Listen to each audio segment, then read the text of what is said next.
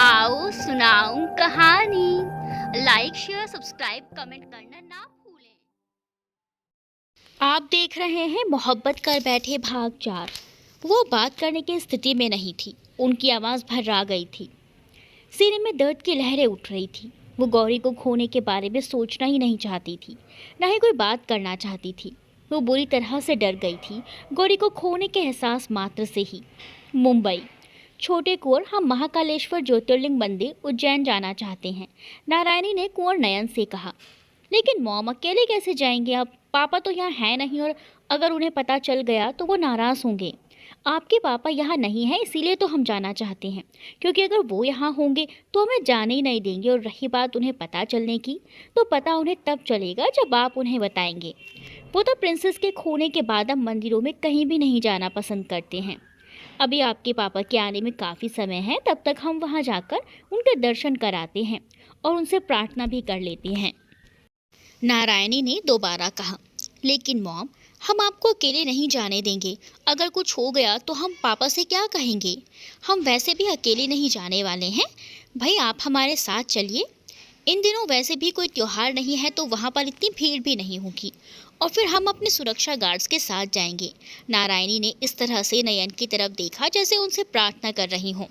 अपनी मॉम की आंखों में प्रार्थना देखकर नयन का दिल पिघल गया। ठीक है मॉम, आप कल सुबह ही जाने की तैयारी करिए, मगर याद रखिएगा हम सिर्फ 2 दिन के लिए ही जा रहे हैं। कल हम वहाँ पहुँचेंगे, परसों एक दिन वहाँ पर रहेंगे, और नेक्स्ट डे हम वापस यहाँ पर आ जाएंगे। हम दोनों के लिए टिकट बुक करवाते हैं और वहाँ रहने का इंतज़ाम करवाते हैं। इतना कहकर नयन अपने मोबाइल में ऐप खोलकर एयर टिकट और होटल बुकिंग करने लगा।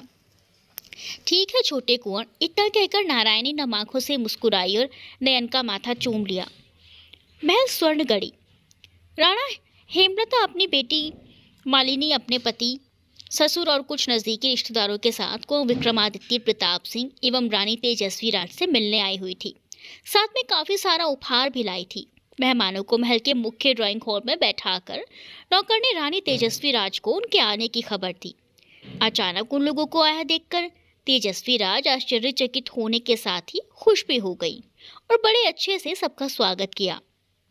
वैसे भी मेहमान लोग महाराजा हनु प्रताप सिंह के करीबी दोस्त थे, साथ ही उनसे रिश्तेदारी भी थी।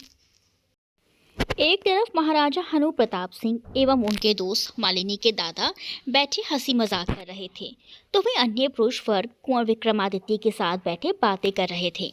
रानी तेजस्वी राज राणा हेमलता और उनके रिश्तेदारों के साथ बैठे बातें कर रहे थे। देखिए रानी साहिबा, हम तो किसी खास प्रयोजन से आपके पास आए हैं। हेमलता ने हंसते हुए तेजस्वी राज की तरफ देखा। अरे ऐसा क्या खास प्रयोजन है आपके आने का, जरा हम भी तो जाने। तेजस्वी राज ने मुस्कुराकर कहा। कुंवर वीर प्रताप कहाँ पर हैं? हेमलता ने पूछा। हमेशा की तरह अपने ऑफिस में बैठे काम कर रहे हैं, उन्हें तो काम के अलावा कुछ और नजर ही नहीं आता। तेजस्वी राज हंसते हुए बोली। क्या आप लोगों ने उनके विवाह की तैयारी कर ली है? कोई कुंवरानी की तलाश कर ली है आपने? आखिर अब वो अपनी पढ़ाई पूरी करके आ गए हैं और अपने बाप दादा का बिजनेस अच्छे से संभाल रहे हैं, हेमलता ने कहा। हो छोटे कुंवर अपने ऑफिस में बैठे हैं। हम छोटे कुंवर साहब से मिलकर आते हैं, प्रिंसेस मालिनी ने कहा और बाहर निकल गई। मालिनी नहीं चाहती थी कि उसकी शादी की बात उसके सामने की जाए। नहीं, अभी ऐसा कोई इरादा नहीं है उनका, इसीलिए उन्होंने मना कर दिया है। वो तो जल्दी से शादी ही नहीं करना चाहते। हमने उनसे कहा भी था शादी करने के लिए। उनके लिए तो कई जगह से रिश्ते आ रहे हैं, सबको मना करना पड़ रहा है, तेजस्वी राज ने कहा। क्यों? कुंवर साहब शादी क्यों नहीं करना चाहते हैं? कोई खास वजह? हेमलता की ननद ने पूछा। नहीं, कोई खास वजह नहीं है, वो खुद ही नहीं चाहते हैं। ये सुनकर राणा हेमलता का चेहरा अजीब सा हो गया। कहा तो उनकी बेटी मालिनी ने कहा था कि उसे कुंवर वीर प्रताप सिंह पसंद है और वो भी उसे पसंद करते हैं, और यहाँ वो क्या सुन रही हैं? क्या वो किसी को पसंद करते हैं? हेमलता की ननद ने पूछा। इस बारे में हम क्या कह सकते हैं, क्योंकि उन्होंने कभी अपनी पसंद हमें नहीं बताई। रानी साहिबा, अगर आपको कोई आपत्ति ना हो तो हमारी बेटी मालिनी भी आपके बेटे वीर प्रताप सिंह को बहुत पसंद करती हैं। शायद वो भी हमारी बेटी को पसंद करते हैं और हमारी बेटी उनसे शादी करना चाहती है। क्या वीर प्रताप जी से बात कर सकती हैं इस बारे में? हेमलता फिर दोबारा बोली, मालिनी बहुत प्यारी और खूबसूरत बच्ची है, हमें भी बहुत पसंद है। अगर वो हमारे राजघराने की बहू बन जाती है तो हमें बहुत खुशी होगी। हम कुंवर वीर प्रताप से इस बारे में बात करेंगे और आपको सूचित कर देंगे, रानी तेजस्वी राज ने कहा। तभी दो नौकर दो बड़ी सी ट्रॉली में सबके लिए चाय, नाश्ता और मिठाई लेकर आ गए। तेजस्वी राज सबको अपने हाथ से चाय नाश्ता परोसने लगी। उधर मालिनी महल की कई सारी गलियारों को पार करके महल के उस हिस्से में पहुंच गई जहां पर मुख्य ऑफिस था। आप यहाँ? मालिनी को अपने सामने देखकर वीर प्रताप चौंक उठे। जी, हम और हमारा परिवार आपके परिवार से मिलने आए हैं। वो सब महल में बैठे बातें कर रहे हैं तो हमने सोचा हम आपसे मिलाते हैं। मालिनी ने वीर प्रताप से हाथ मिलाते हुए कहा, आइए बैठिए। इतना कहकर वीर प्रताप अपनी सीट से खड़े हुए और पास वाले गेस्ट रूम के दरवाजे को खोल दिया। मालिनी गेस्ट रूम के अंदर आ गई। उसने चारों तरफ नजर घुमाई तो देखा कि गेस्ट रूम की सजावट बहुत ही खूबसूरती से की गई है। वीर प्रताप ने मालिनी को बैठने का इशारा किया। खुद टेबल के पास जाकर उन्होंने एक बैल पुश कर दिया और मालिनी के सामने वाले सोफे पर बैठ गए। कुछ ही देर में एक वर्दीधारी चपरासी वहां पर आ गया। वीर प्रताप ने चपरासी को चाय नाश्ता लाने के लिए कहा और खुद मालिनी से बातें करने लगे। इधर श्रीमती राव के दोनों पुत्र रमन और रजत अपनी अपनी ट्रेनिंग के लिए चले गए थे।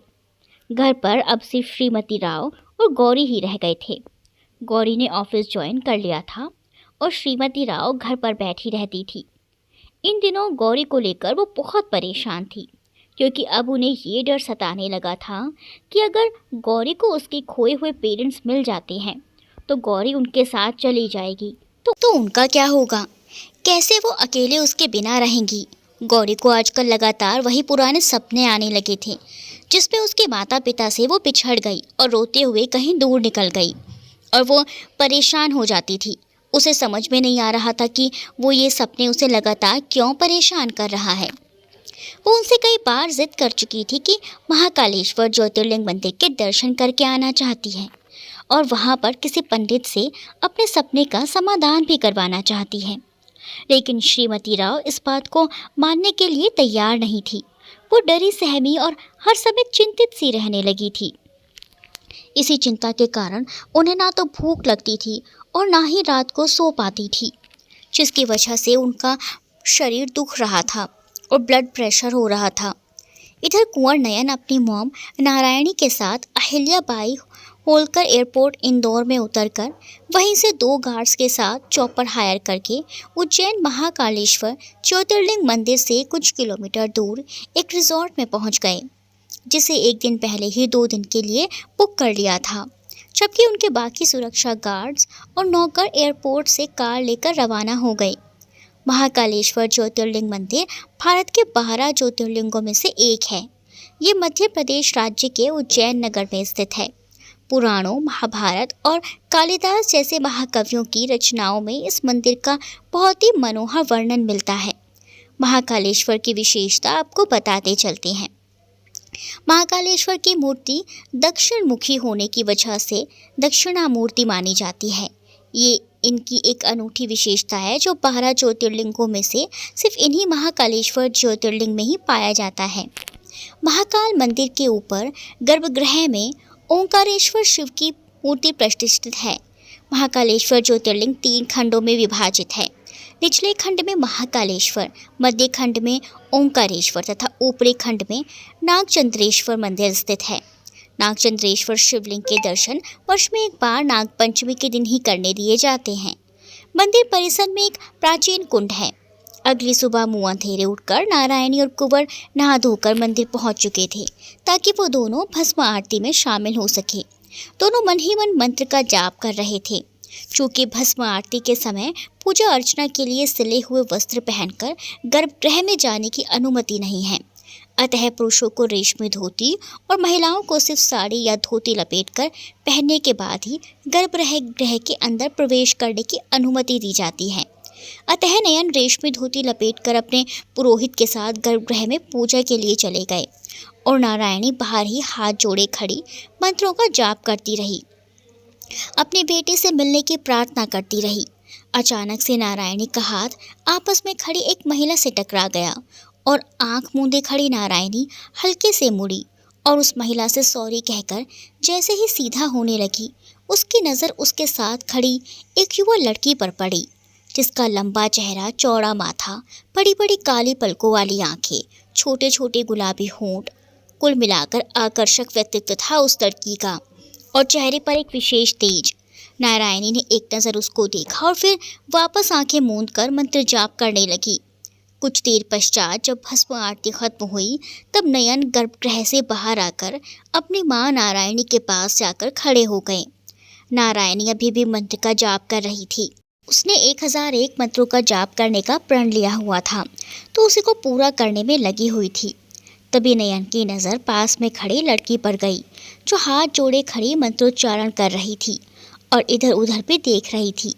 नयन उसे गौर से देखने लगे। लड़की उन्हें अपनी ओर देखता पाकर सकपकाई। कुंवर नयन समझ गए कि लड़की उनको इस तरह देखता पाकर घबरा गई है, इसीलिए वो हल्का सा मुस्कुराए तो वो लड़की भी उन्हें देखकर मुस्कुरा दी। उसके पश्चात वो माँ बेटी दोनों मुड़े और वहाँ से बाहर निकल मंदिर की प्रदक्षिणा करने लगे। अचानक नयन को ख्याल आया कि उस लड़की की शक्ल सूरत बिल्कुल उसकी मॉम नारायणी की तरह है। अगर उनकी माँ छोटी होती तो बिल्कुल उस लड़की की तरह ही लगती। अरे, कहीं यही लड़की हमारी प्रिंसेस तो नहीं है? हमारी प्रिंसेस भी तो ऐसे ही दिखती थी। नयन उस लड़की को एक बार फिर से देखना चाहते थे, इसीलिए जल्दी से मंदिर से बाहर की तरफ आए और चारों तरफ देखने लगे कि वो लड़की कहाँ गई है। कभी दौड़कर कुंड की तरफ जाते तो कभी इस तरफ और कभी उस तरफ, मगर वो दोनों दोबारा उन्हें कहीं नज़र नहीं आई और नयन मंदिर के प्रांगण में खड़े बेचैन से इधर उधर देखते रह गए। काफ़ी देर तक इधर उधर देखने के बाद भी जब वो लड़की उन्हें दोबारा नज़र नहीं आई, तो वो अंदर अपनी माँ के पास आकर खड़े हो गए, मगर उनकी नज़र अभी भी बाहर की तरफ ही थी। कुछ ही देर में नारायणी ने अपने 1001 बार मंत्रों का जाप पूरा किया। दोनों ने हाथ जोड़कर शिवलिंग की तरफ सर झुकाया और फिर नयन की तरफ देखा, जो बेचैन से खड़े दिख रहे थे। क्या बात है छोटे कुंवर, आप बड़े बेचैन से दिख रहे हैं। मॉम, हमने अभी एक लड़की को देखा जो किसी स्त्री के साथ थी। मॉम, उनको देखकर ऐसा लगा जैसे अगर आपकी उम्र 19-20 साल की होती तो आप भी बिल्कुल वैसे ही दिखती। कुंवर नयन कहीं शून्य में घूरते हुए बोले। क्या? एक पल के लिए नारायणी का मुंह खुला रह गया। ओह माय गॉड, हमने भी एक ऐसी लड़की देखी थी, अपने ही पास में, बहुत प्यारी सी, चौड़ा माथा, बड़ी बड़ी गोल आंखें, प्यारे से होंठों को गोल करती। आप भी ऐसे ही होंठों को गोल घुमाते थे पहले, लंबा चेहरा और चेहरे पर तेज बरसता हुआ। हाँ, अब याद आ रहा है कि वो आपके जैसी दिखती थी। ओ माय गॉड, कितनी अजीब सी बात है, हम दोनों को एक ही लड़की दिखाई दी और आपको उसमें हम दिखाई दिए और हमें उसमें आप दिखाई दिए। नारायणी ने कहा। उसका दिल धक से हो गया।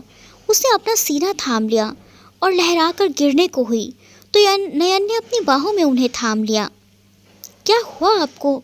मॉम, मॉम उठिए, क्या हुआ आपको? नयन ने उनके चेहरे पर थपथपाया, मगर वो बेहोश हो चुकी थी। नयन तुरंत उन्हें अपनी बाहों में उठाए मंदिर प्रांगण में आए और तुरंत अपने गार्ड से ड्राइवर को बुलाने के लिए कहकर वो खुद तेज़ी से पार्किंग की तरफ बढ़ गए।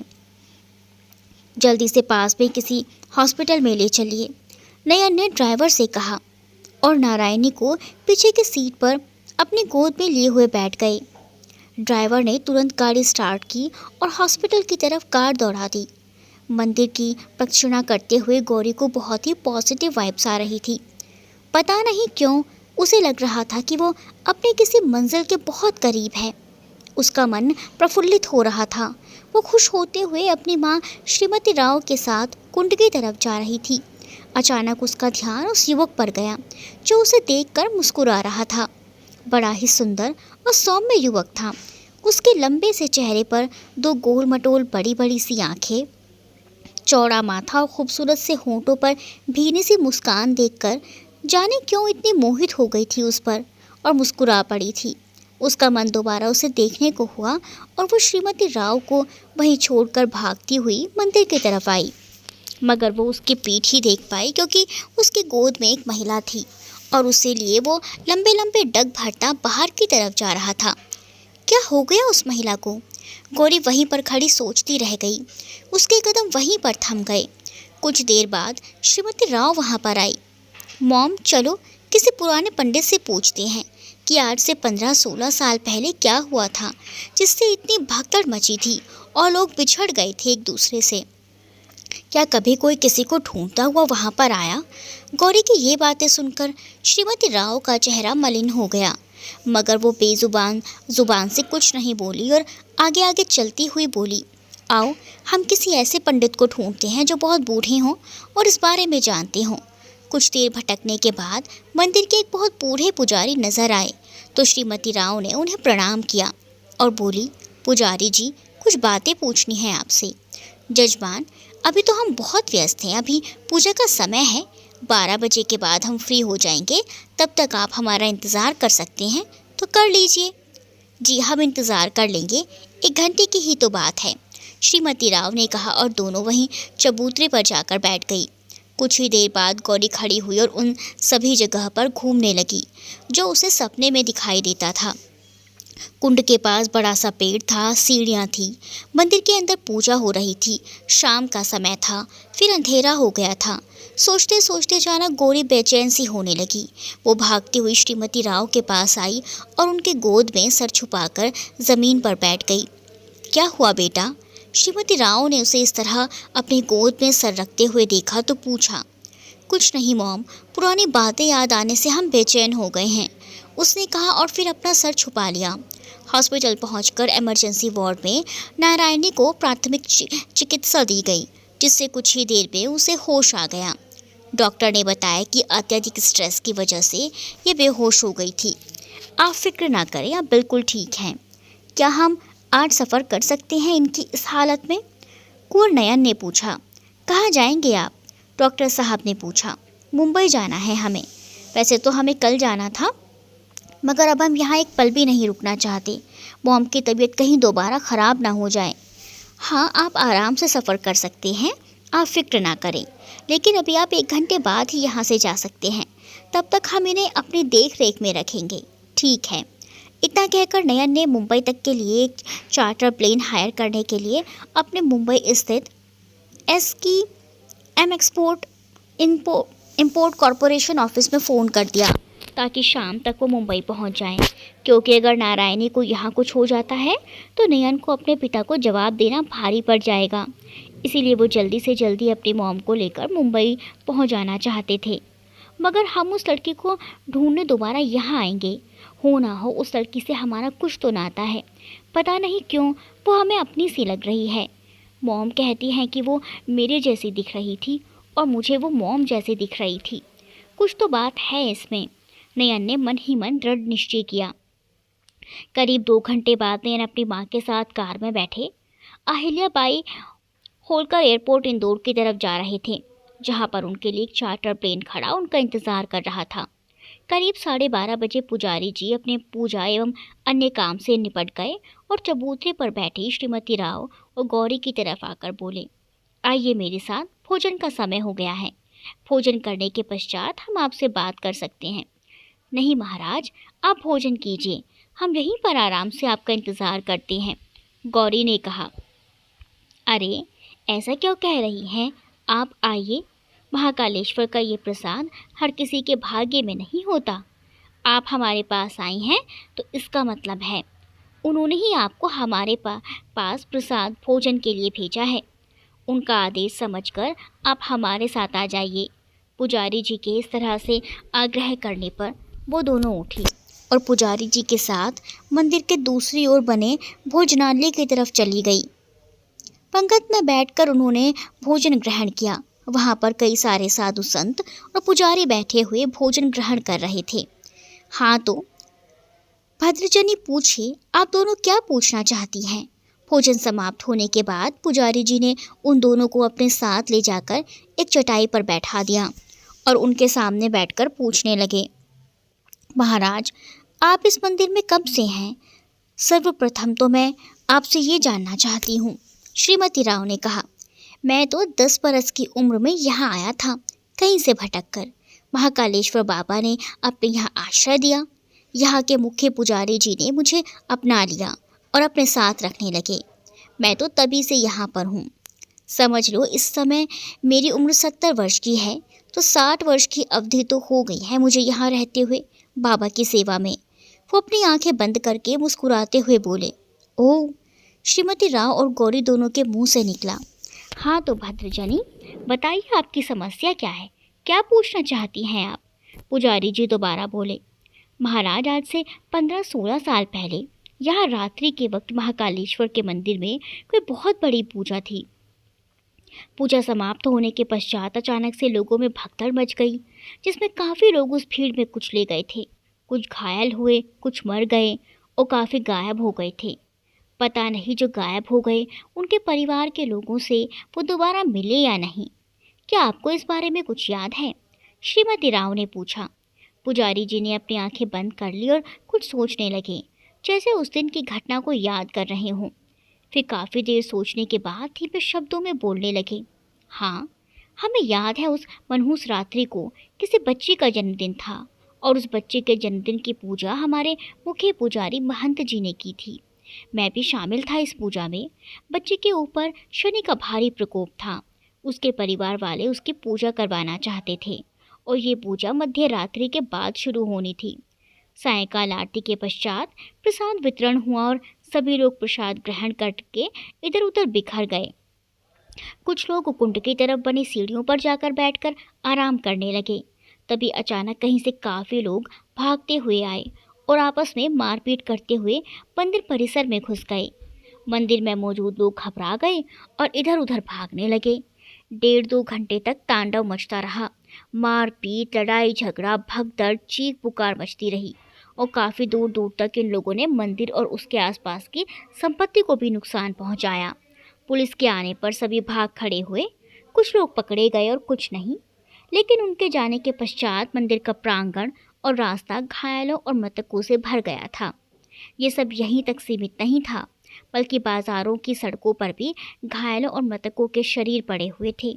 बहुत ही विभत्स दृश्य था। क्या बाद में पता चला कि वो मारपीट करने वाले कौन थे? क्या वो पकड़े गए थे सभी? गौरी ने पूछा। कोई खास नहीं, 2 गुट थे बदमाशों के। आपसी रंजिश में एक दूसरे के खून के प्यासे हो गए थे। किसी के हाथ में लहू, किसी के हाथ में तलवार, किसी के हाथ में ईंट पत्थर थे। कोई किसी पर दया नहीं कर रहा था। काफ़ी लोग एक दूसरे से बिछड़ गए होंगे महाराज, है ना? गौरी ने कहा। हाँ बेटा, काफ़ी लोग एक दूसरे से बिछड़े, काफ़ी लोग मर गए और काफ़ी लोग घायल भी हुए थे। पुजारी जी अपनी आंखें बंद किए हुए बैठे कहे जा रहे थे। उनकी आंखों में भी वो विभत्स दृश्य सजीव हो उठे थे। पुजारी जी, जिसका कोई बिछड़ा हो तो कभी पूछने आए मंदिर में? गौरी ने पूछा। हाँ, काफ़ी लोगों के गुमशुदा लोग होने की खबर थी, क्योंकि काफ़ी लोग धक्का मुक्की में शिप्रा नदी में भी गिर गए थे। कोई बचने के लिए कूद गए थे, जिनमें से कुछ बच गए और कुछ बह गए। शिप्रा नदी में काफ़ी दिनों तक लाशें सड़ी गली हालत में मिलते रहे थे। लेकिन आप दोनों ये सब क्यों पूछ रही हैं? पुजारी जी ने अपनी आंखें खोली और उन दोनों की तरफ देखकर पूछा। महाराज, वो छोटी बच्ची जिसका जन्मदिन था उस दिन, वो मैं हूँ। मेरा जन्मदिन था उस दिन, गौरी ने व्यग्रता से कहा। ओहो, इतना कहकर पुजारी जी का मुंह खुला रह गया। उनकी आंखें गौरी के ऊपर जम गई। हाँ महाराज, अब आप अच्छी तरह से सोच कर बताएं कि क्या मेरा परिवार यहाँ दोबारा मुझे ढूंढने आया था? क्या आप लोगों से मेरे बारे में कुछ पूछा था? और क्या आप मेरे परिवार को जानते थे? क्या आपको पता था कि वो कहाँ से आए हैं? वो कौन लोग थे? गौरी ने एक के बाद एक प्रश्नों की झड़ी लगा दी। पुजारी जी ने गहरी सांस ली, कुछ देर रुके और फिर बोले। इन सारे प्रश्नों का जवाब तो हमारे मुख्य महंत पुजारी जी दे सकते हैं, मगर उनकी मृत्यु हो गई। अब इस बारे में कोई नहीं जानता। ओह, गौरी का चेहरा उदास हो गया। एक छोटी सी उम्मीद थी, वो भी खत्म हो गई। वहीं श्रीमती राव के चेहरे पर थोड़ी सी संतोष की भावना नजर आई, मगर तुरंत ही वो गंभीर हो गई और सोचने लगी, नहीं, ये स्वार्थ है। मुझे अपना इसमें स्वार्थ नहीं देखना चाहिए। मुझे इस बच्चे की सहायता करनी चाहिए।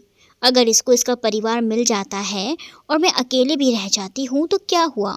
इसका परिवार तो इतने सालों से इसके बिना ही रह रहा है, और फिर मेरे पास तो मेरे 2 बेटी हैं। मैं उनके साथ अपनी ज़िंदगी गुजार लूँगी। हे श्री महाकालेश्वर ज्योतिर्लिंग महादेव, इस बच्चे को उसका खोया हुआ परिवार वापस मिला दे। अपनी आंखें बंद किए हुए वो महाकालेश्वर बाबा का ध्यान करने लगी। उनके दोनों हाथ अपने आप ही जुड़ गए। मॉम, एक रही सही उम्मीद भी खत्म हो गई, गौरी ने कहा और वहीं बिलक बिलक कर रोने लगी। नहीं बेटा, रोते नहीं हैं। आप दिल छोटा मत करो, आपका भविष्य बहुत ही उज्जवल है। आपको अभी बहुत आगे जाना है। हम देख रहे हैं तुम्हारे तेजस्वी चेहरे में, हमें बहुत कुछ नज़र आ रहा है, मगर हम तुम्हें कुछ कहेंगे नहीं इस बारे में, क्योंकि भविष्यवाणी करना हमारा काम नहीं है। ये महाकालेश्वर ज्योतिर्लिंग महादेव और हमारे गुरु का हमें आदेश है। लेकिन हम इतना कह सकते हैं कि हम तुम्हारा बहुत ही उज्जवल भविष्य देख रहे हैं। आप फिक्र मत करो, आप अपना कर्म करो, उसका फल आपके सामने आएगा बहुत जल्द ही, पुजारी जी ने कहा। दोनों माँ बेटी ने पुजारी जी को प्रणाम किया और वहाँ से उठकर दोनों मुख्य मंदिर परिसर में आए और बाहर से ही एक बाप उन्हें प्रणाम करके दोनों ने अपने बैग वगैरह उठाए और पार्किंग की तरफ बढ़ गए। इंदौर से यहाँ महाकालेश्वर ज्योतिर्लिंग तक आने के लिए दोनों गौरी की बाइक में ही आए थे। कुल मिलाकर 2 घंटे का रास्ता था, इसीलिए गौरी ने सोचा बाइक में ही चलते हैं। बाइक स्टार्ट करते समय अचानक गौरी को कुछ ध्यान आया। उसने बाइक स्टार्ट करना रोक दिया और माँ से पूछा, मॉम, एक बात बताइए, इंदौर से महाकालेश्वर ज्योतिर्लिंग मंदिर का रास्ता मात्र 2 घंटे का है, मगर आप तो कह रही थी कि उस समय सुबह 6 बजे की ट्रेन से आप लोग अपने घर वापस लौटे थे। क्या आप बता सकती हैं कि आप लोग उस समय कहाँ रहते थे? उस वक्त इंदौर में ही थे या कहीं और? श्रीमती राव उसकी तरफ देखकर बोली, बेटा, उस वक्त हम जयपुर में रहते थे। जयपुर में तुम्हारे पिता का परिवार रहता है। तुम्हारे पिता पढ़ाई करने के बाद नौकरी करने के लिए जगह जगह बहुत भटके थे। उन्हें आसपास कहीं नौकरी नहीं मिल रही थी। उनके पिता किसी राज परिवार के मुनीम थे। उन्होंने अपने मालिक से अपने बेटे के लिए नौकरी की बात की। तब उन्होंने राजा विक्रमादित्य प्रताप सिंह के यहाँ नौकरी लगवा दी। कुछ साल उनके पास नौकरी करने के बाद उनका तबादला यहाँ इंदौर में करवा दिया, जहाँ तुम जॉब कर रही हो। तुम तो जानती हो यहाँ उनका कितना बड़ा बिजनेस है। अब बस तभी से तुम्हारे पिता यहीं इंदौर में ही सेटल हो गए। मैं दोनों बच्चों के साथ जयपुर में अपने ससुराल रहती थी। तुम्हें लेकर भी हम लोग वहीं गए थे। तुम्हें ले जाने के बाद हम 2 साल और वहाँ रहे। उसके बाद हम यहाँ इंदौर में आ गए। बस तब से हम यहीं रहने लगे। पहले हम किराए के कमरे में रहते थे। इतना कहकर श्रीमती राव चुप हो गई। उनकी आंखों में आंसू आ गए। उन्हें अपने स्वर्गीय पति कृष्ण कुमार राव की याद आ गई थी। गौरी ने अपनी उंगलियों उसके पोरों से श्रीमती राव के आंसू पोंछे और फिर प्यार से बोली, मॉम, रोना नहीं, चलो बाइक पर बैठो। इतना कहकर गौरी ने बाइक स्टार्ट की और जैसे ही श्रीमती राव बाइक में दोनों तरफ पाँव करके बैठी, उसने बाइक आगे बढ़ा दी। कुछ देर बाद गौरी की बाइक हाईवे पर दौड़ रही थी। मुंबई में नारायणी और नयन दोनों एक दूसरे को खामोशी से देख रहे थे। उन्हें लग रहा था जैसे नदी के किनारे आते आते अचानक वो मझधार में वापस चले गए। नारायणी मन ही मन सोच रही थी कि काश उस लड़की से वो उसी वक्त बात कर ली होती, काश थोड़ी देर और ठहर जाते। उधर कुंवर नयन सोच रहे थे कि काश हमारे पास और समय होता, काश मॉम उस समय बेहोश न हुई होती।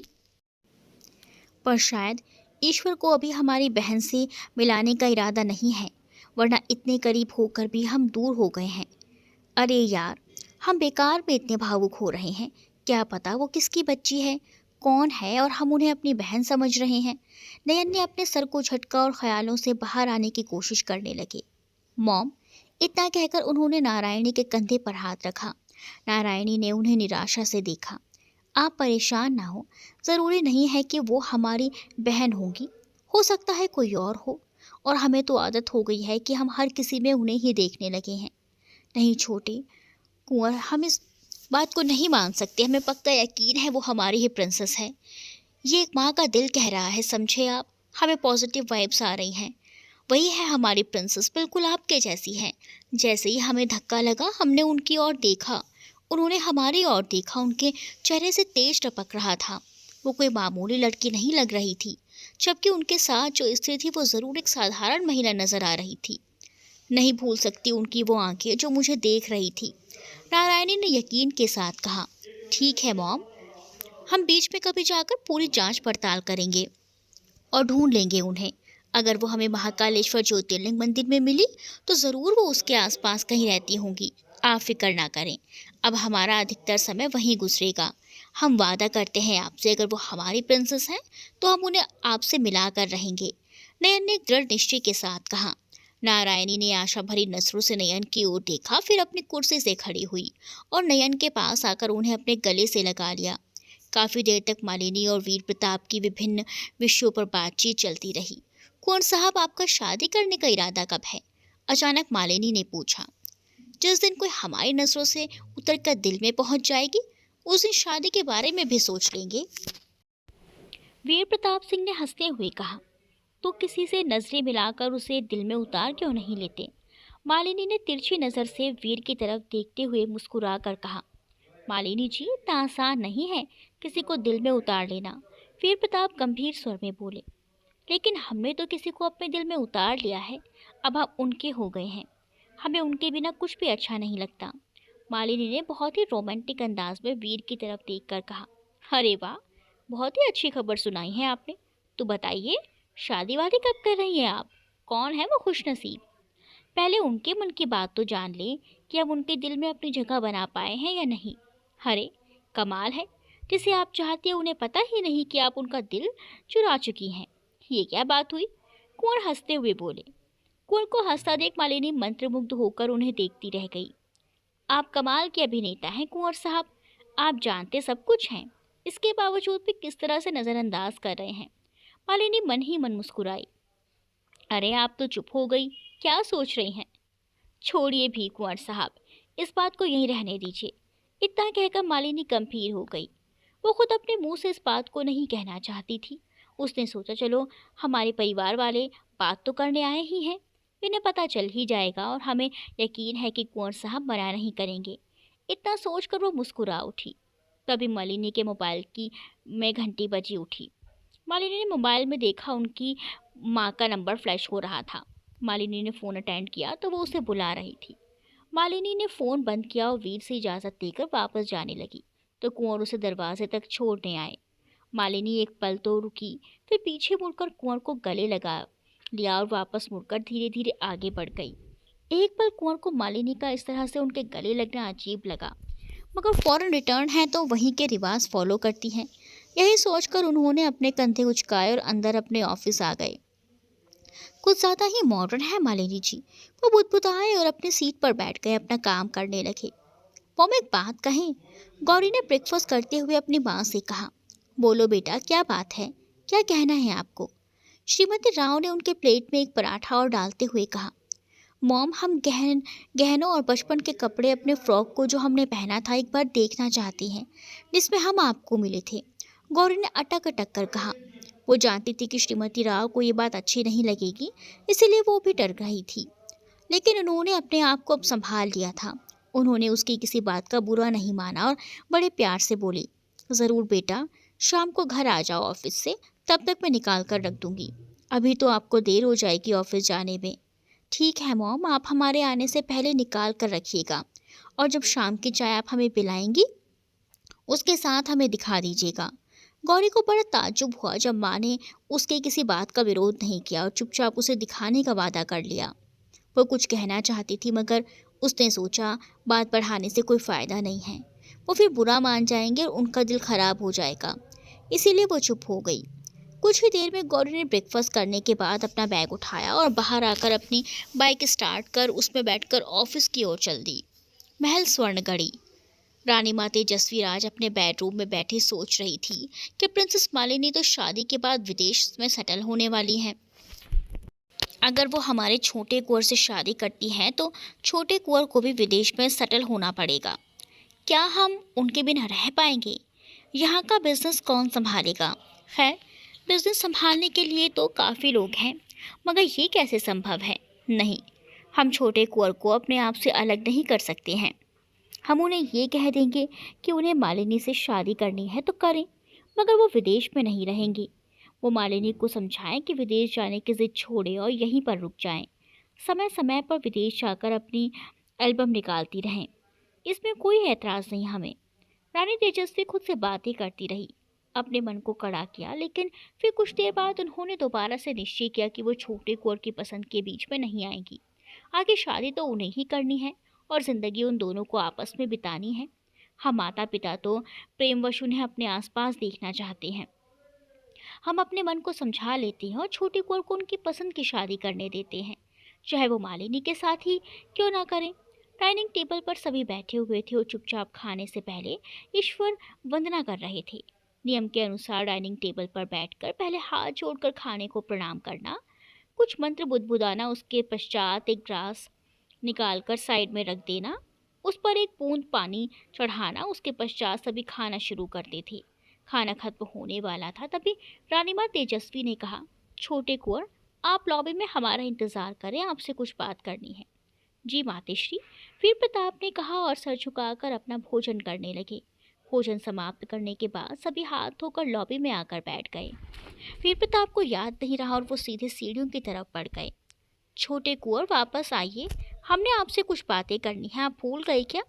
तेजस्वी राज ने पीछे से कहा। हम भूल गए थे मातेश्री, कहते हुए वीर सीढ़ियों से वापस लौटे और उनके पास जाकर बैठ गए। जी हुकुम फरमाए माताश्री, छोटे कुंवर, आज आपके लिए एक रिश्ता आया है। रानी माँ ने कहना शुरू किया। लेकिन माताश्री, आप जानती हैं हम शादी नहीं करने वाले हैं। आप क्यों हमें इस बारे में बता रहे हैं? हम आपको इसीलिए बता रहे हैं क्योंकि लड़की आपको पसंद करती है और आप भी शायद उसको पसंद करते हैं। लेकिन माताश्री, हम किसी को भी पसंद नहीं करते। वीर प्रताप कहकर थोड़ा रुके और बोले, आप किसकी बात कर रही हैं? हम किसे पसंद करते हैं ये बात तो हमें खुद भी नहीं मालूम। प्रिंसेस मालिनी, आज उनके परिवार के सभी लोग आए थे और इस बारे में बात कर रहे थे। क्या? और फिर आपने क्या कहा? वीर प्रताप आश्चर्यचकित होकर पूछा। हमने क्या कहना था? हमने तो वही कहा जो आप चाहते थे। यानी हमने कहा कि आप शादी नहीं करना चाहते हैं। तब उन्होंने कहा कि आप और मालिनी दोनों एक दूसरे को पसंद करते हैं। हमने तब भी यही कहा कि आपसे पूछ कर बता देंगे। ठीक किया आपने। आप उन्हें कह दीजिए कि अभी हमारा इरादा नहीं है, हमें कुछ प्रोजेक्ट पर काम करने हैं जिसके लिए हम व्यस्त हैं। लेकिन कुछ नहीं माताश्री, हमें अभी किसी से भी शादी नहीं करनी है। हम कितनी बार बताएं आपको, आप और मालिनी एक दूसरे को पसंद करती हैं तो फिर इसमें सोचने की क्या बात है? चाची साहब ने कहा। किसने कहा कि आप मालिनी जी को पसंद करते हैं? ये ठीक है कि वो हमारे दोस्त हैं, इसका मतलब ये नहीं कि हम उन्हें अपनी अर्धांगिनी बना लें। फिर प्रताप सिंह झल्लाते हुए बोले और वहाँ से उठकर चले गए। तेजस्वी राज के चेहरे पर हल्की सी मुस्कुराहट आई और चली गई। वो मन ही मन आश्वस्त हो गई कि हमारा बेटा मालिनी को पसंद नहीं करता है। वो खुद भी नहीं चाहती थी कि छोटी कुंवर शादी के बाद विदेश में सेटल हो जाए, क्योंकि उन्हें मालिनी का विदेश संगीत और नृत्य में रुचि लेना पसंद नहीं था। वो नहीं चाहती थी कि मालिनी भी विदेशियों की तरह अर्धनग्न शरीर दिखाए और नाचे गाए। भले ही वो बेटे की खुशी के लिए अपने मन को मना चुकी थी। अपने बेडरूम में आकर वीर ने अपने कपड़े चेंज किए और नाइट सूट पहनकर सिगरेट सुलगाते हुए खिड़की से बाहर देखते हुए सोचने लगे। इसीलिए मालिनी कह रही थी कि वो किसी को पसंद करती हैं। यही मकसद था उनका आज हमारे पास आने का। मगर उन्होंने कुछ कहा क्यों नहीं? क्यों गोलमोल बातें की? कुंवर सोचते रहे, क्या मालिनी को हम पसंद हैं? लेकिन हम उन्हें पसंद क्यों नहीं करते? हमारे दिल में उनके लिए कोई जगह क्यों नहीं है? कुंवर सोचते हुए सिगरेट के धुएं के छल्ले बनाते हुए उड़ाते रहे। आज गौरी बहुत खुश थी। पूरा दिन उसने प्रफुल्लित मन से ऑफिस में काम किया। शाम को ऑफिस से छुट्टी होने पर अपनी बाइक पर बैठ उसे स्टार्ट करके घर के रास्ते पर डाल दिया और मस्ती से चलाती हुई घर की तरफ चल पड़ी। करीब 30 मिनट के बाद घर पहुंच गई। घर पहुंच पर बाइक पार्क करने के बाद वो बाहर से ही शोर बचाती हुई अंदर पहुंची और अपनी मॉम के गले लगकर बोली, मॉम, क्या आपने हमारे बचपन के फ्रॉक और गहने निकाल कर रख दिए हैं? क्या हम उन्हें देख लें? बताइए ना मॉम, कहाँ रखे हैं?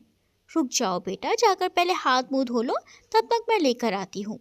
इतना कहकर उन्होंने हंसते हुए गौरी को बाथरूम की तरफ धकेल दिया।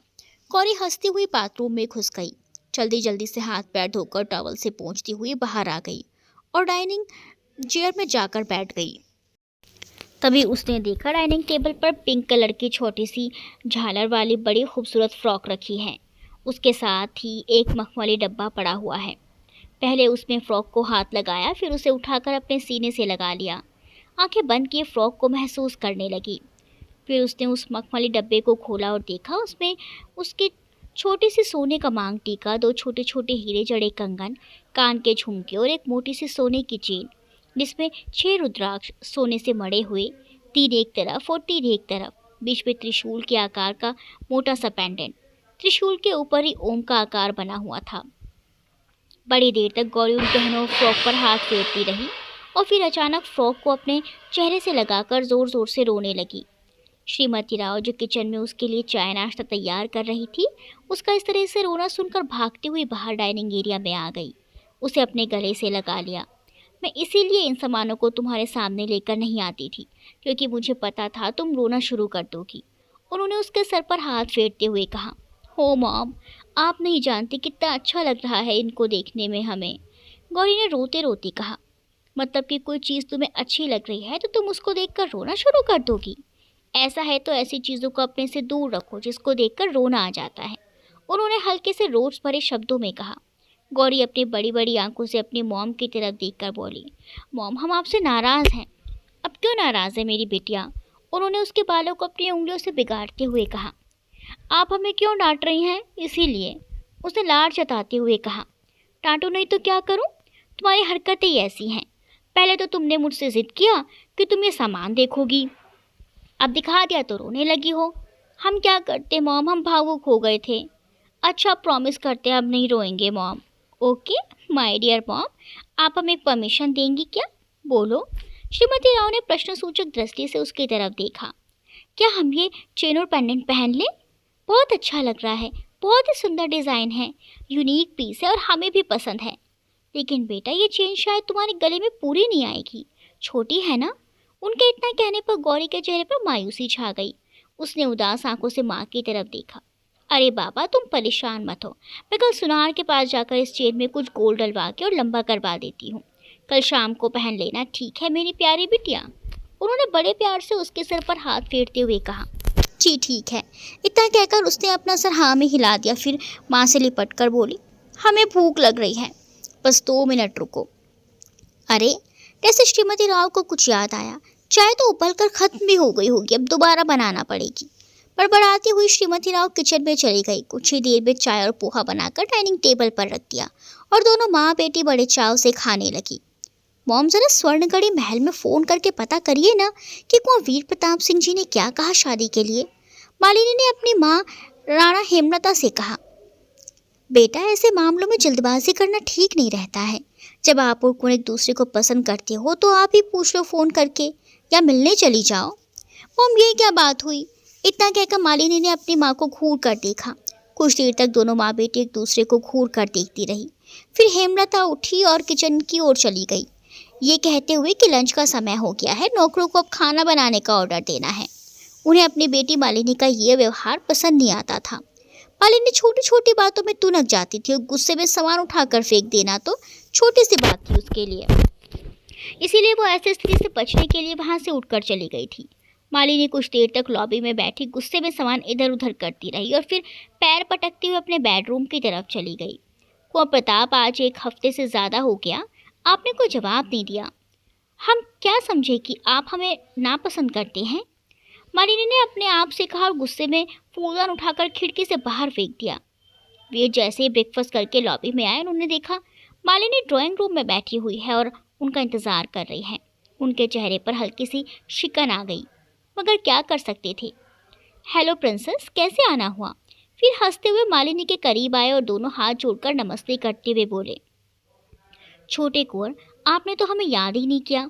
हमने तो कई बार फ़ोन भी किया था आपको, मगर आपने नहीं उठाया, और कभी उठाया भी तो किसी और ने ये कहकर कि आप कॉन्फ्रेंस में बिजी हैं फ़ोन काट दिया, इसीलिए खुद ही मिलने चले आए। इतना कहकर मालिनी ने उनके अभिवादन में दोनों जुड़े हुए हाथ पकड़ लिए। अरे क्या बताएं आपको, आजकल हम बहुत व्यस्त चल रहे हैं। कभी कहीं कॉन्फ्रेंस हो रही है तो कभी कहीं मीटिंग हो रही है। अभी भी हम कॉन्फ्रेंस के लिए जा रहे हैं।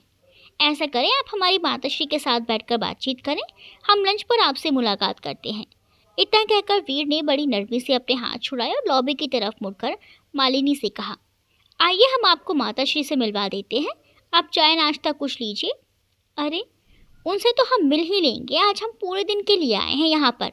सोचा था आपके साथ समय व्यतीत करेंगे, मगर आप तो, मालिनी ने अपनी आवाज़ में मायूसी लाते हुए कहा। सॉरी प्रिंसेस, आज हम बहुत व्यस्त हैं, लेकिन मिलते हैं ना हम आपसे लंच पर। इतना कहकर वो अपनी रानी माँ से बात करने लगे। देखिए तो माताश्री कौन आई हैं आपसे मिलने। रानी माँ तेजस्वी राज ने पीछे मुड़कर देखा, सामने मालिनी खड़ी थी। उनके भी चेहरे पर हल्की सी नागवारी के भाव गुजरे, मगर बड़ी जल्दी उन्होंने अपने आप को संभाल लिया। अरे आओ आओ मालिनी बिटिया, आओ हमारे साथ बैठकर ब्रेकफास्ट करो, बड़े मीठे स्वर में बोली। रानी माँ हम तो ब्रेकफास्ट करके ही आए हैं, बस कॉफ़ी पी लेंगे, मालिनी उनके साथ वाली डाइनिंग चेयर पर बैठते हुए बोली। तेजस्वी राज ने नौकर को कॉफ़ी डालने का इशारा किया और उसमें एक कॉफ़ी मग में कॉफ़ी डालकर मालिनी की तरफ बढ़ा दिया। इधर वीर प्रताप ने देखा मालिनी उनकी माताश्री के साथ बिजी हो गई हैं, तो वो चुपके से वहाँ से निकल गए। दोपहर में, चलो मालिनी बेटा, लंच का समय हो गया है, तेजस्वी राज ने मालिनी से कहा, जो इस वक्त टीवी देखने में व्यस्त थी। लेकिन अभी तो छोटे कुंवर साहब आए ही नहीं हैं, ऐसे कैसे लंच कर ले। मालिनी बेटा, कुछ देर पहले छोटे कुंवर का फ़ोन आया था, उन्होंने कहा है कि वो अपने गेस्ट के साथ लंच करने के लिए ऑफिस से बाहर जा रहे हैं, उनका इंतज़ार ना किया जाए। अरे मगर उन्होंने तो हमसे कहा था कि वो हमें लंच पर मिलेंगे, ऐसे कैसे वो हमारे बिना लंच कर सकते हैं। मालिनी आश्चर्यचकित होकर बोली। अरे बेटा, छोटे कुंवर बहुत व्यस्त हैं, आजकल तो शाम को भी लेट आते हैं, कई बार तो लेट नाइट ही आना होता है। तेजस्वी राज हंसते हुए बोली। ये तो गलत बात है, उन्हें अपनी सेहत का भी ध्यान रखना चाहिए, मालिनी ने कहा और उनके साथ बात करते करते दोनों लंच करने के लिए डाइनिंग टेबल पर आ गए। अगले दिन सुबह श्रीमती राव घर के सारे काम से निपटकर गौरी की सोने की चेन लेकर सुनार के पास गई। इसे अभी हमारे सामने थोड़ा सा और बढ़ा दीजिए, क्योंकि हमारे पास समय नहीं है, श्रीमती राव सुनार से बोली। कुल 2 घंटे का समय लेकर सुनार ने उनके सामने ही चेन को लंबा कर दिया और बोला, बहन जी, ये तो बहुत ही यूनिक पीस है, इसका सोना भी खरा है। हाँ भैया, हमारी बेटी का है, जब वो छोटी थी तब बनवाया था, अब बड़ी हो गई है तो पहनना चाहती है, मगर चेन छोटी हो गई, इसीलिए अब चेन बड़ी करवाई है आपसे। ये तो जयपुर से बनाया गया है, यहाँ का तो नहीं है, सुनार ने कहा। श्रीमती राव भौचक्की रह गई सुनार की बात सुनकर, तो संभल कर बोली, हाँ भैया, वहीं बनवाया था, असल में ये हमारी बेटी को उसके अंकल ने गिफ्ट दिया था। अच्छा, तभी मैं कहूँ, सुनार सोचनीय मुद्रा में बोला और उसने चेन को एक लाल रंग की सुंदर सी मखमली डब्बी में रखकर उनको वापस कर दिया। श्रीमती राव ने जल्दी से उसकी पेमेंट की और वहाँ से निकल गई। उन्हें सुनार के इस तरह के कहने पर बड़ा अजीब लग रहा था, ना जाने क्यों ये पेंडेंट मुझे जाना पहचाना सा लग रहा है। उनके जाने के बाद सुनार बड़बड़ाते हुए अपना दूसरा काम करने लगा। शाम को वीर प्रताप ने तेजस्वी राज को फ़ोन करके चुपके से पूछ लिया कि मालिनी कहाँ है। तेजस्वी राज ने बताया कि वो अभी यहीं पर है, पर अभी आपके चाची साहब के पास बैठी गपशप कर रही है, तो उन्होंने अपनी माँ से कहा कि जब वो चली जाए तो हमें फ़ोन कर इन्फॉर्म कर दीजिएगा, तभी हम वह वापस लौटेंगे। ठीक है, हम ऐसा ही करेंगे, तेजस्वी राज ने कहा और फ़ोन काट दिया। शाम को ऑफिस से लौटने के बाद गौरी डाइनिंग टेबल पर बैठी चाय का इंतज़ार कर रही थी। तभी उसकी मॉम हाथ में चाय नाश्ते की ट्रे लेकर आई और उसके सामने रख दिया। गौरी ने देखा, चाय और कटलेट के अलावा एक लाल रंग की छोटी सी मखमली डब्बी भी रखी हुई है। ये क्या है मॉम, खुद ही खोल कर देख लो ना। गौरी ने बड़े प्यार से उस डब्बी को उठाया और खोल कर देखा तो उसमें सोने की चेन पड़ी थी, जिसे देखकर वो बहुत खुश हो गई। मॉम, क्या आपने इसे बड़ा करवा दिया? हाँ बेटा, आज दिन में गई थी सुनहार के पास तो बड़ा करवा कर ले आई। मॉम, आप अपने हाथों से हमें पहना दीजिए ना, गौरी ने लाड जताते हुए कहा। श्रीमती राव उठकर उसके पास आई और चेन को उसके गले में डाल पीछे से हुक लगा दिया। फिर बड़े प्यार से उसको वॉश बेसिन के शीशे में ले जाकर दिखाया। देखो, बड़ी प्यारी लग रही हो। गौरी ने देखा तो खुश हो गई, वाकई बहुत खूबसूरत लग रही थी वो चेन पेंडेंट के साथ। हेलो, एक खूबसूरत मीठी आवाज़ सुनकर वीर प्रताप ने सर उठाकर देखा, सामने मालिनी हंसती हुई खड़ी थी। आगे जारी है।